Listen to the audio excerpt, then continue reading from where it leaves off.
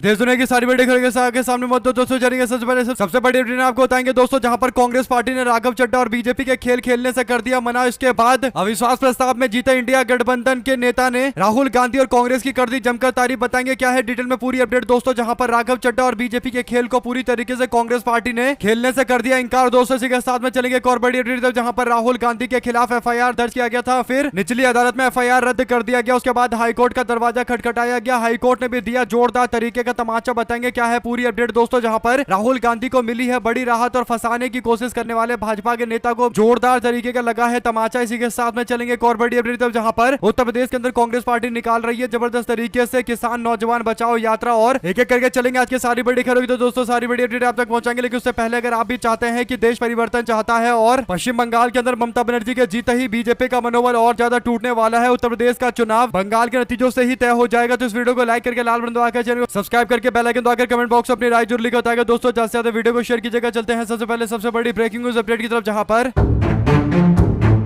Bharatiya Janata party और राघव चड्ढा पूरी तरीके से पंजाब के अंदर खेल खेल रहे हैं कि जैसे तैसे आम आदमी पार्टी के कई सारे विधायकों को तोड़कर आम आदमी पार्टी की सरकार गिराई जाए। दोस्तों बड़ी बात यह है कि पंजाब के विधानसभा का विशेष सत्र बुलाया जाता है और मुख्यमंत्री विश्वास प्रस्ताव पेश करते हैं, क्योंकि कई दिनों से गोदी मीडिया के माध्यम से दावा किया जाता है कि आम आदमी पार्टी के कम से कम 63 विधायक ऐसे हैं जो पलटी मारेंगे और राघव चड्ढा 63 विधायक लेकर आएंगे और भारतीय जनता पार्टी खुद का मुख्यमंत्री पंजाब के अंदर बनाएगी दोस्तों। यानी जनता के द्वारा दिए गए निर्णय को बदलते हुए बीजेपी पैसे के खेल से 63 विधायकों का समर्थन लेकर एक नया शिंदे पंजाब के अंदर बनाने की कोशिश कर रही है दोस्तों। जब ये बात सामने आती है तो उसके बाद अचानक से पंजाब का विधानसभा का सत्र बुलाया जाता है और पंजाब के अंदर आम आदमी पार्टी के मुख्यमंत्री भगवंत मान ने बड़ा फैसला लिया। उन्होंने कहा कि हमारी सरकार विश्वास प्रस्ताव लेकर आएगी, इस प्रस्ताव से हम दिखाने की कोशिश करेंगे कि हमको कितना सपोर्ट मिल रहा है। इसके बाद दोस्तों गोदी मीडिया में चल रही सारी बातें एकदम बेफिजूल साबित होती है। बड़ी अपडेट यह है कि कांग्रेस पार्टी ने राघव चड्ढा और भारतीय जनता पार्टी का खेल खेलने से पूरी तरीके से मना कर दिया है दोस्तों। बेशक पंजाब के अंदर कांग्रेस पार्टी और आम आदमी पार्टी एक दूसरे के खिलाफ हो, लेकिन राघव चड्ढा जो साजिश रच रहे हैं पंजाब के अंदर शिंदे बनाने की और शिंदे बनने की और बीजेपी के समर्थन से पंजाब के अंदर सत्ता परिवर्तन कर देने की और विधायकों को इकट्ठा करके भारतीय जनता पार्टी के सपोर्ट से पंजाब की सत्ता को कब्जा करने की दोस्तों कांग्रेस पार्टी ने इस तरीके के विचार को पूरी तरीके से खारिज कर दिया है। आपको बता दें कि विधानसभा के अंदर विश्वास प्रस्ताव के दौरान कांग्रेस पार्टी बयान देते वक्त मौजूद रहती है दोस्तों और मुख्यमंत्री से राज्य की कई मामलों को लेकर शिकायत करती है और राज्य के मुख्यमंत्री को जमकर खरी खोटी सुनाती है दोस्तों। लेकिन जब बात वोटिंग की आती है तो कांग्रेस पार्टी के 20 के 20 विधायक वोट डालने की जगह सदन का बॉयकॉट कर देते हैं दोस्तों। यानी मुख्यमंत्री या आम आदमी पार्टी सरकार के खिलाफ वोट देने से बेहतर उन्होंने समझा कि हम यहां पर वोट ही ना डाले। एक तरीके से दोस्तों इनडायरेक्ट समर्थन आप कह सकते हैं एक सरकार को। कांग्रेस पार्टी नहीं चाहती है कि आम आदमी पार्टी की सरकार समय से पहले पंजाब के अंदर गिरे और ऊपर से बीजेपी और राघव चड्ढा के मंसूबे पूरे हो, और यही बड़ा कारण था दोस्तों कि कांग्रेस पार्टी ने फैसला लिया कि वो बेशक पंजाब के अंदर आम आदमी पार्टी के विरोध में है और दोनों एक दूसरे के खिलाफ लड़ाई लड़ते हैं और राज्य के अंदर असली मुकाबला आम आदमी पार्टी और कांग्रेस के बीच में होता है। लेकिन इसका मतलब ये नहीं कि पंजाब की आम जनता ने एक तरफा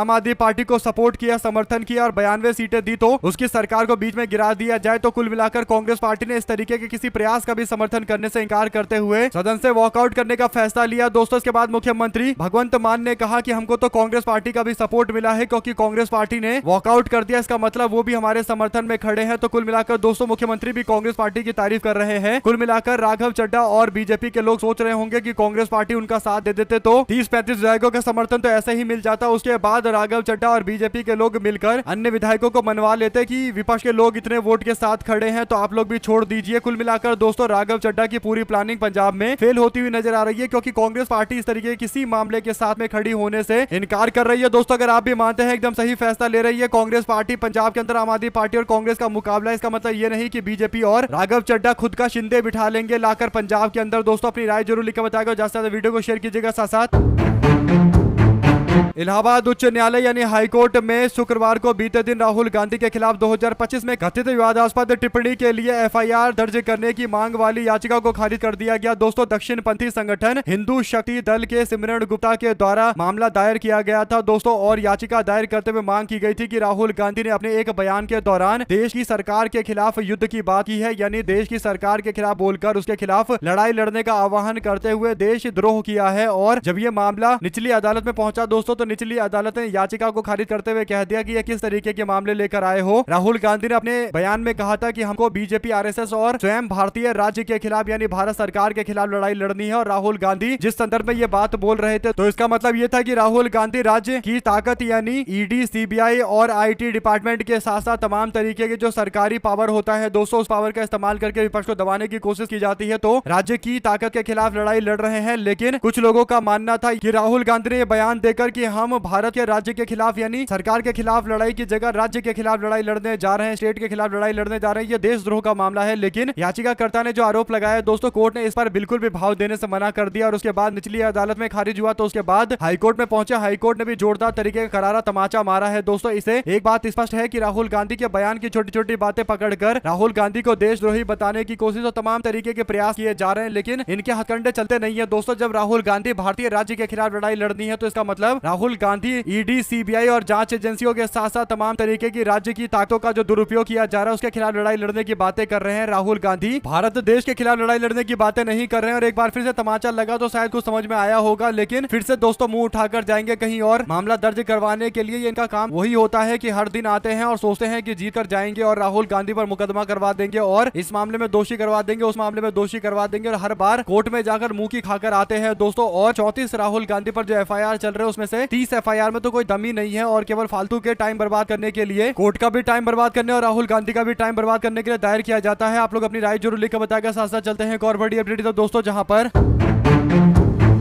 कांग्रेस पार्टी ने उत्तर प्रदेश के चुनाव के मद्देनजर पहले दिन किसान नौजवान बचाओ यात्रा निकाली है दोस्तों। भारत विरोधी अमेरिका और मोदी के बीच में किए गए ट्रेड डील के खिलाफ जोरदार तरीके का प्रदर्शन करने का ऐलान किया गया दोस्तों। इंडियन यूथ कांग्रेस यानी युवा कांग्रेस ने अपने अध्यक्ष उदय भानु चिब के नेतृत्व में एक जोरदार तरीके का विरोध किया दोस्तों। उत्तर प्रदेश के युवा कांग्रेस पश्चिम ने सहारनपुर के अंदर किसान नौजवान बचाओ यात्रा का आगाज करते हुए इस डील का विरोध किया दोस्तों। युवाओं का ये जन आंदोलन सहारनपुर से दिल्ली की ओर कूच कर रहा है और ये आवाज बुलंद की जा रही है कि किसान और जवान विरोधी बीजेपी ने डील की है, अमेरिका के साथ में डील किया है और इस आवाज को जोर शोर से उठाकर सरकार के कान तक पहुंचाने की कोशिश चल रही है। सहारनपुर से दिल्ली तक पदयात्रा चलेगी दोस्तों और नौजवानों को जगाने का पूरा प्रयास चल रहा है। इसी के साथ में चलते हैं एक और बड़ी अपडेट की तरफ, जहां पर काउंटिंग को लेकर ममता बनर्जी और अभिषेक बनर्जी ने भी अपनी पूरी तैयारी कर ली है दोस्तों। टीएमसी ने सभी मतगणना एजेंटों के साथ में शनिवार यानी आज एक हाई प्रोफाइल बैठक बुलाने का फैसला लिया है दोस्तों। वर्चुअल बैठक हो रही है जिसमें ममता बनर्जी मतगणना के जो एजेंट लोग हैं यानी जो लोग बूथ पर मौजूद होंगे दोस्तों उनको ट्रेनिंग दी जा रही है। शनिवार को दोनों नेता यानी आज दोनों नेता ममता बनर्जी और उनके भतीजे अभिषेक बनर्जी सभी कार्यकर्ता से और खासकर जो बूथ के एजेंट है उनसे मुलाकात करेंगे दोस्तों और 291 विधानसभा क्षेत्रों को लेकर मतगणना एजेंटों से बातचीत होगी। दार्जिलिंग की पहाड़ियों में 3 सीटों पर सहयोगी पार्टी यानी टीएमसी की सहयोगी पार्टी भारतीय गोरखा प्रजातांत्रिक मोर्चा चुनाव लड़ रहा है। तो ऐसे में 291 सीटों पर अपने एजेंटों को पूरी तरीके से तैयार रखा जा रहा है कि किसी भी तरीके से मतगणना के दिन कोई धांधली ना हो, क्योंकि केंद्र से लाए गए कर्मचारियों को ऑब्जर्वर के तौर पर नियुक्त किया गया है, जिसे लेकर ममता बनर्जी ने सुप्रीम कोर्ट का भी दरवाजा खटखटाया है दोस्तों। आप लोग इस पूरे मामले अपनी राय जरूर लिखकर बताएगा। साथ साथ चलते हैं एक और बड़ी खबर की तरफ, जहां पर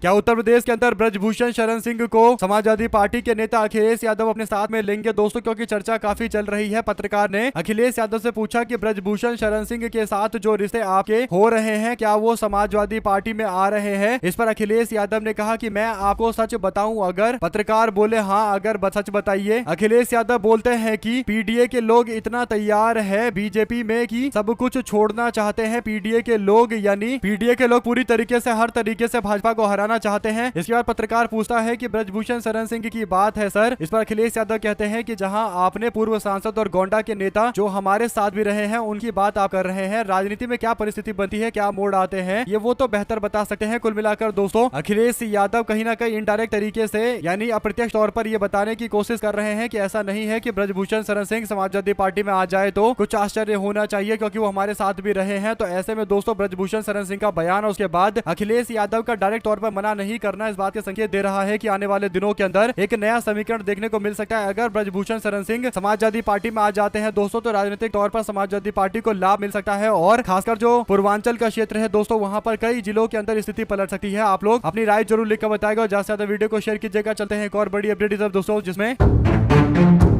बीते दिन पूरे देश भर के अंदर बुद्ध पूर्णिमा मनाया गया दोस्तों। ऐसे में बुद्ध पूर्णिमा के मौके पर भारतीय जनता पार्टी के उत्तर प्रदेश के दोनों उप मुख्यमंत्री यानी केशव प्रसाद मौर्य और दूसरे ब्रजेश पाठक कुशीनगर गए थे दोस्तों। कुशीनगर में भगवान बुद्ध के यहाँ माथा टेकने के लिए गए थे दोस्तों। इसके बाद वीडियो जारी करते हुए दोनों नेताओं ने बयान दिया और उनके बयानों को अलग अलग सोशल मीडिया पर शेयर किया गया दोस्तों। इस पर अखिलेश यादव ने तंज कसने का कोई मौका नहीं छोड़ा। अखिलेश यादव ने इन दोनों नेताओं के वीडियो को शेयर करते हुए लिखा कि दो स्टूल को मिलाकर कुर्सी नहीं बनती है, यानी इन दोनों उप मुख्यमंत्री के स्टूल को जोड़कर कोई कुर्सी नहीं बनेगी। ये तंज इसलिए कसा जा रहा है दोस्तों क्योंकि ये माना जाता है कि दोनों उप मुख्यमंत्री भारतीय जनता पार्टी के उत्तर प्रदेश के अंदर, चाहे वो केशव प्रसाद मौर्य हो या फिर ब्रजेश पाठक हो, दोनों के दोनों मिलकर योगी आदित्यनाथ को कुर्सी से हटाकर मुख्यमंत्री की कुर्सी पाना चाहते हैं। और अखिलेश यादव ने इन्हीं चर्चाओं के बीच में ये दावा करते हुए दोनों नेताओं के बीच में आपसी फुट को और ज्यादा बढ़ाने के संकेत दे दिए हैं दोस्तों। क्योंकि सबको पता है कि इन दोनों नेता की भावना है कि इनको भी मुख्यमंत्री का पोस्ट मिलना चाहिए। और अखिलेश यादव ने दुखती रख पर हाथ डालते हुए कह दिया कि दो स्टूल को मिलाकर एक कुर्सी नहीं बनने वाली है, यानी दोनों के स्टूल मंत्री बता रहे हैं अखिलेश यादव दोस्तों। बिल्कुल मौका नहीं छोड़ते अखिलेश यादव इस तरीके के मामले पर तंज कसने के लिए। आप लोग अपनी राय जरूर लिखकर बताएगा। साथ साथ चलते हैं एक और बड़ी अपडेट की तरफ, जहां पर केरला के चुनाव को लेकर एक बात लगभग सारे एग्जिट पोल के अंदर तय है दोस्तों, वो ये कि कांग्रेस पार्टी परिवर्तन करने जा रही है। स्थानीय स्तर पर भी इसी तरीके के आंकड़े मिल रहे हैं। ऐसे में दोस्तों केरला को लेकर किसी भी तरीके का कोई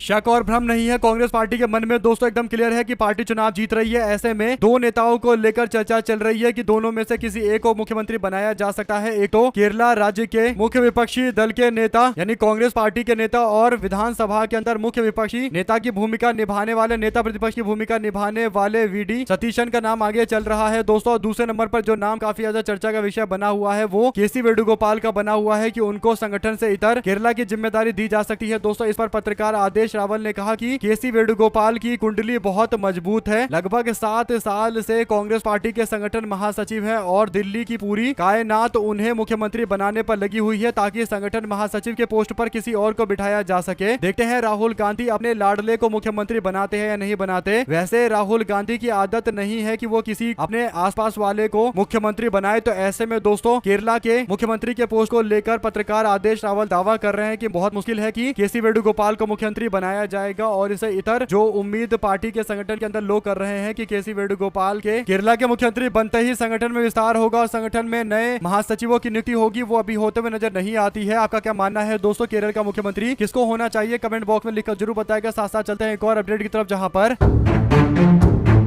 तमिलनाडु विधानसभा चुनाव के संपन्न होने के बाद शुक्रवार को थालापति विजय की पार्टी तमिलगा वेत्री कजगम यानी टीवीके पार्टी के तिरुचिरापल्ली जिले के अंदर श्रीरंगम विधानसभा क्षेत्र में स्थित चुनावी कार्यालय में आगजनी की घटना हुई दोस्तों। इसके साथ ही ऑफिस में रखे हुए पोस्टर और बैनरों को भी फाड़ दिया गया। इस घटना को लेकर थालापति विजय की पार्टी टीवीके ने स्थानीय पुलिस के पास जाकर औपचारिक शिकायत दर्ज करवाई है। इसके अलावा पार्टी ने मामले में चुनाव आयोग से हस्तक्षेप करने की भी मांग की है दोस्तों। तिरुचिरापल्ली यानी त्रिची जिले के श्रीरंगम विधानसभा क्षेत्र के अंदर टीवीके के उम्मीदवार टीवीके रमेश ने पार्टी इलेक्शन ऑफिस में आगजनी की आलोचना की। उन्होंने इस मामले को लेकर सवाल उठाया कि क्या श्रीरंगम विधानसभा क्षेत्र में मतगणना सुरक्षित माहौल में कराए जा सकेंगे जब हमारे पार्टी के दफ्तर के ऊपर ही हमला किया जा रहा है। ऐसे में दोस्तों थालापति विजय की पार्टी पर जो एफआईआर हो रही है, अलग अलग तरीके से एफआईआर दर्ज की जा रही है, उन पर खुद भी मामला दर्ज करने के लिए राज्य के महिला और बाल आयोग की ओर से मांग की गई थी दोस्तों। और इस तरीके के प्रयास चल रहे हैं केरला के चुनाव के बीच में। तो क्या आपको लगता है कि ये शांतिपूर्ण तरीके से चुनाव हो रहा है या फिर एक उभरती हुई नई पार्टी थालापति विजय की पार्टी टीवीके को हर संभव डराने धमकाने की कोशिश की जा रही है? और पूरा का पूरा तंत्र आप लोग जानते हैं कि तमिलनाडु के अंदर अभी किसके हिसाब से काम कर रहा है दोस्तों। डीएमके की सरकार 10 साल से थी तो पूरा तंत्र उन्हीं के हिसाब से काम कर रहा है। ऐसे में थालापति विजय और कांग्रेस पार्टी के गठबंधन को लेकर भी चर्चा है दोस्तों। जो भी अपडेट इससे जुड़ी आती रहेगी आप लगातार पहुंचाते रहेंगे। साथ साथ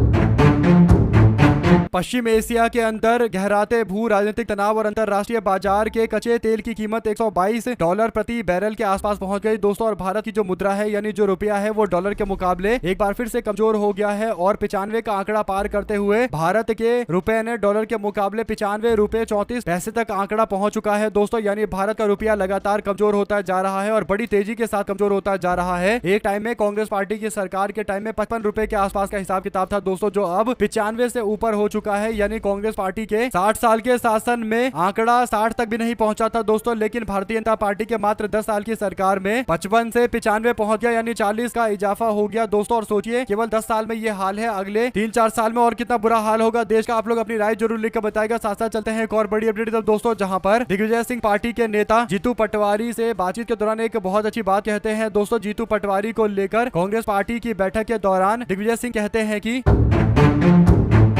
जीतू पटवारी पहचान एआईसीसी कांग्रेस में हमसे ज्यादा है, यानी कांग्रेस पार्टी के अंदर जीतू पटवारी को मध्य प्रदेश के अंदर दिग्विजय सिंह कह रहे हैं कि उनसे ज्यादा लोग जानते हैं, जो चाहे वो लिखवा कर ला सकते हैं। दिग्विजय सिंह ने कांग्रेस के प्रदेश अध्यक्ष जीतू पटवारी को भोपाल में एक कार्यक्रम के दौरान जमकर उनकी टांगे खींची दोस्तों, जमकर मजे लिए। और दिग्विजय सिंह को माना जाता है कि वो जीतू पटवारी के गुरु हैं, और इसीलिए दिग्विजय जीतू पटवारी का टांग खींचने का कोई भी कोर कसर नहीं छोड़ते दोस्तों। और जब वो जीतू पटवारी को लेकर ये बातें बोल रहे थे कि वो मुझसे भी ज्यादा पॉपुलर है, यानी मुझसे भी ज्यादा उसकी प्रसिद्धि है हमारे संगठन के अंदर, तो इस पर जीतू पटवारी कहते हैं कि मैं आपका चेला हूं। इस पर जवाब देते हुए दिग्विजय सिंह ने कहा कि गुरु गुड़ रह गया और चेला चीनी हो गया। दरअसल कि इतना बोलते ही सब लोग हंसने लगे दोस्तों। एक तरीके से जीतू पटवारी और दिग्विजय सिंह में आपस में काफी समानता है, दोनों नेता जमीन से जुड़े हुए नेता है दोस्तों। और दिग्विजय सिंह कहीं ना कहीं कांग्रेस पार्टी को मजबूत करने के लिए हमेशा प्रयास करते रहते हैं मध्य प्रदेश के अंदर, और अब जीतू पटवारी भी उसी रास्ते पर निकले हुए हैं। मध्य प्रदेश कांग्रेस इकाई देश के अंदर कांग्रेस की सबसे मजबूत इकाई आने वाले चुनाव के मद्देनजर होने जा रही है, इसमें कोई दो राय नहीं है दोस्तों। जीतू पटवारी और दिग्विजय सिंह की एकजुटता भी बता रही है कि बहुत कुछ आगे होगा। साथ साथ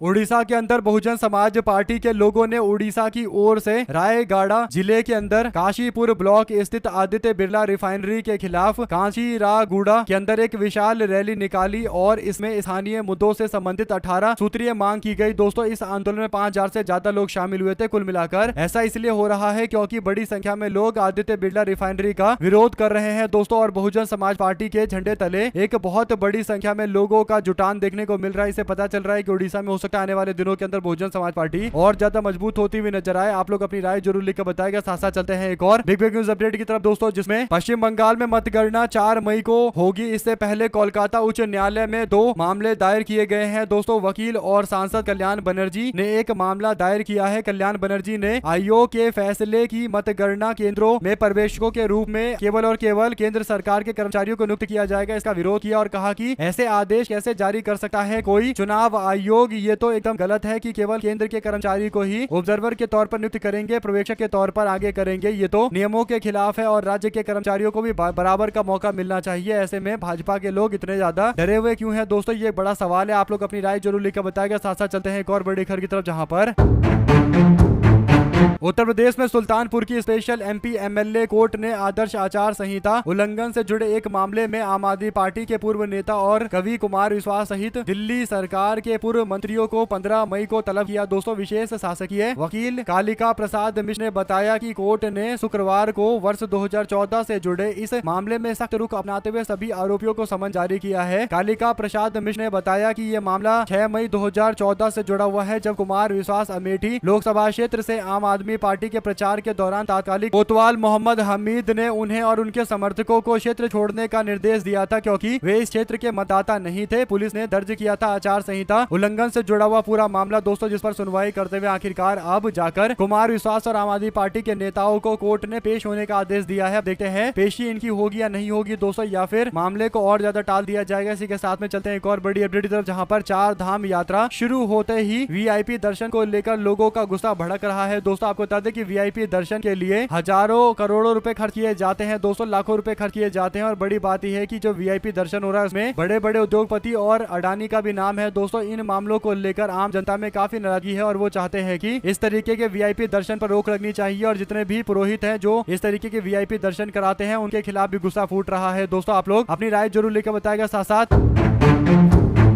बहरामपुर के अंदर एक बस्ती में ट्यूबवेल से पानी की आपूर्ति को रोक दिया गया। कांग्रेस पार्टी के नेता अधीर रंजन चौधरी ने गंभीर आरोप लगाए दोस्तों। उन्होंने पश्चिम बंगाल के विधानसभा चुनाव के बीच में एक बड़ा दावा किया। उन्होंने कहा कि बहरामपुर के अंदर एक बस्ती के ट्यूबवेल से पानी की आपूर्ति को रोक दिया गया। टीएमसी को लगता है कि उस बस्ती के लोगों ने टीएमसी को वोट नहीं दिया, और इस बात पर टीएमसी के लोग इतने ज्यादा भड़क गए कि इन्होंने आम जनता के प्यास पर भी राजनीति करनी शुरू कर दी और लोगों के पानी की आपूर्ति को रोकने की कोशिश की। और खुद अधीर रंजन चौधरी यहाँ पर मौजूद थे दोस्तों। उन्होंने कहा कि हमने ने पुलिस में शिकायत दे दी है इन सारे लोगों के खिलाफ कार्रवाई करवाने के लिए। आप लोग अपनी राय जरूर लिखकर बताएगा। साथ साथ दोस्तों यूपी कांग्रेस के चीफ अजय राय एक कार्यक्रम के दौरान बेहोश हो जाते हैं। इस मामले पर उनको स्वस्थ हो जाना चाहिए, इस तरीके की कामना की जा रही है। दोस्तों नरेंद्र मोदी से लेकर कांग्रेस पार्टी के लोगों की प्रतिक्रिया सामने आई है। सबने इनके जल्द से जल्द ठीक होने की दुआ की है। दोस्तों सलामती की दुआ की जा रही है। कांग्रेस पार्टी के जुझारू नेता हैं और जमकर नरेंद्र मोदी के सामने मुकाबला करते हैं। दोस्तों साथ ही साथ बीजेपी के 77 बूथों की दोबारा मतदान की मांग, चुनाव आयोग जल्द ले सकता है बड़ा फैसला। मुख्य निर्वाचन अधिकारी यानी सीईओ के कार्यालय के एक अंदरूनी सूत्र ने बताया कि 77 मतदान केंद्र पर बीजेपी ने दोबारा मतदान की मांग की है। 32 फाल्टा विधानसभा क्षेत्र और 29 डायमंड हार्बर के अंदर ये मांग की गई थी दोस्तों, जिसमें 15 पर दोबारा से वोट कराए जाने की जानकारी है, यानी आज वोट कराए जाएंगे और ये सारी की सारी सीटें दक्षिण 24 परगना से जुड़ी हुई। दोस्तों सासा सुहेलदेव भारतीय समाज पार्टी के नेता, सुभाषपा के नेता, उत्तर प्रदेश के मंत्री ओपी राजभर ने समाजवादी पार्टी के अध्यक्ष अखिलेश यादव पर तीखा हमला बोला। उन्होंने कहा कि यादव समाज के लोग पहले मुगलों की सेना में भर्ती होकर गैर यादव पिछड़ों को मारते थे। कैबिनेट मंत्री ओम प्रकाश राजभर एक्ट पर लिखते हैं कि अखिलेश जी गैर यादव ओबीसी समाज को उनका हक आखिर कब मिलेगा? वोट हमारा, राज तुम्हारा, तुम हमसे दंगे करवाओगे, हमें लोगों से लड़वाओगे, ओबीसी समाज का नारा दो, इतिहास में तुम्हारा कहीं कोई नाम नहीं मिलता। कुल मिलाकर दोस्तों ओबीसी समाज के अंदर भी आपस में विद्वेष पैदा करने के लिए इस तरीके के विवादित बयान दे रहे हैं बीजेपी के मंत्री। दो शब्द जरूर लिख के बताएगा। हमारे साथ लगातार जुड़े दोस्तों का बहुत बहुत धन्यवाद। देख रहे थे आपका चैनल जय हिंद जय भारत। ज्यादा वीडियो को शेयर कीजिए। बहुत